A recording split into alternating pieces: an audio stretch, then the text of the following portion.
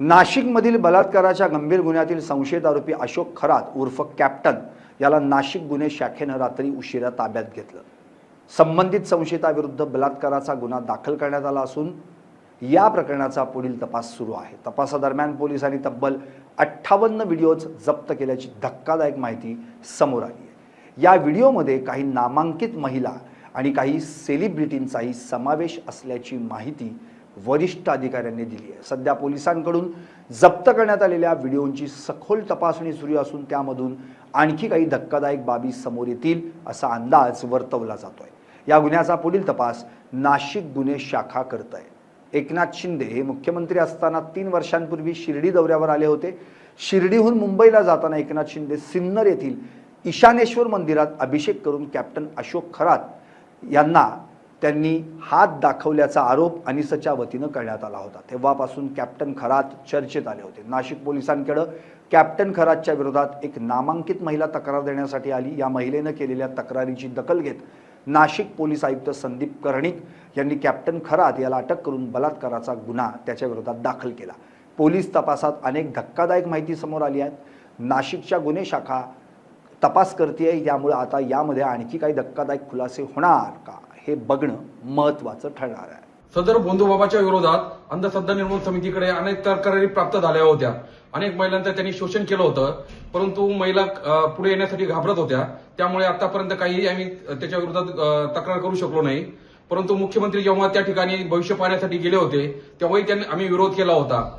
या निमित्ताने या भोंदूचा खरा चेहरा समाजासमोर आलेला आहे। त्यामुळे लोकांनी अशा गोष्टीवर याच्यावर विश्वास ठेवू नये व अंधश्रद्धेला बळी पडू नये अशी विनंती महाराष्ट्र अंधश्रद्धा निर्मूलन समिती करत आहे। पोलीस स्टेशन सरकारवाडा येथे CR नंबर 74/2026 असा गुन्हा दाखल झालेला आहे। फिर्यादीच्या तक्रारीवरून भारतीय न्यायसंहिता कलम 64, 74, 351 आणि जादूटोणा प्रतिबंध कायदा कलम 3, कलम 1, 2 प्रमाणे हा गुन्हा दाखल करण्यात आलेला आहे। तपास चालू आहे। क्राईम ब्रांच युनिट 1 आणि गुंडा पथक तपास करीत आहे। काय तक्रार होती सर? फिर्यादीच्या तक्रारीवरून FIR दाखल करण्यात आलेली आहे। काय तक्रार होती? घटना काय घडली? आपण काय गुन्हा दाखल केला? ती महिलेच्या तक्रारीवरून गुन्हा दाखल करण्यात आलेला आहे। महिलेचं नेमकं काय फिर्यादीमध्ये म्हणणं काय होतं? काय तक्रार काय होतं तेवढं सत्य सांगा। ती शारीरिक शोषणाबद्दलची तक्रार आहे। सर कुठले कलम लावले दादा? कुठल्या कलम? भारतीय न्यायसंहिता कलम 74, 64 आणि जादूटोणा प्रतिबंध कायदा कलम 3, 2, 1 प्रमाणे गुन्हा दाखल केला आहे। सर जो आरोपी आहे तो आरोपी नेमका कोण आहे, तो काय करतो, त्याची पार्श्वभूमी काय आणि ती महिला त्याच्याकडे का जात होती? सध्या तपास चालू आहे। फिर्यादीचं नाव उघड होऊ नये म्हणून जास्त डिटेल देता येणार नाही। आरोपीची बेसिक माहिती जे आहे त्यांचं नाव सांगा। सध्या तरी नाव अशोक खरात म्हणून आलेलं आहे। किती महिलांच्या तक्रारी आहेत? सध्या एकच तक्रार आहे।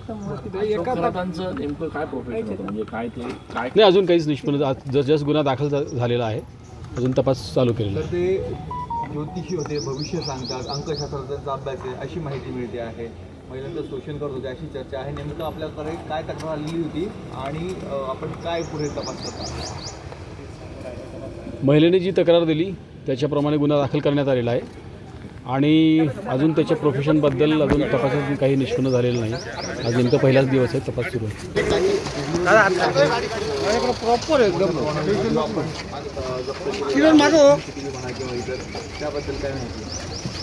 सध्या तपास सुरू आहे। अजून बहुतेक कोणताही पुरावा आपण जप्त केलेला नाही।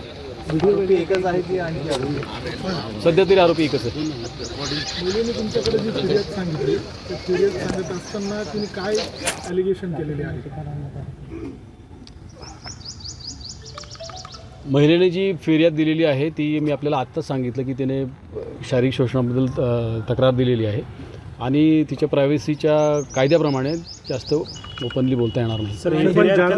पण कलम आपण लावलाय त्याच्यामध्ये? हो, ते का म्हणजे ते तिथे अट्रॅक्ट होतं ना म्हणून लावलेलं आहे। सर फिर्याद ही कधी दाखल झालेली? कारण 2022 सगळं हां, काल दाखल झाली ना रात्री।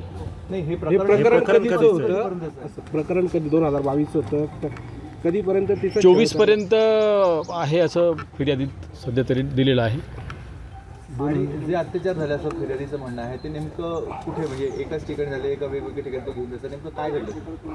प्राथमिकता तरी एकाच ठिकाणी झालं तर दिसते, तपास अजून सुरू आहे. सर, आरोपीला अटक करताना जेव्हा पोलीस गेले तेव्हा त्यांनी काही गोंधळ वगैरे घातला? नाही काहीच नाही. राजकीय लोकांचे नावं घेतले. अजून काही निष्पन्न झालेलं नाही. झालं हे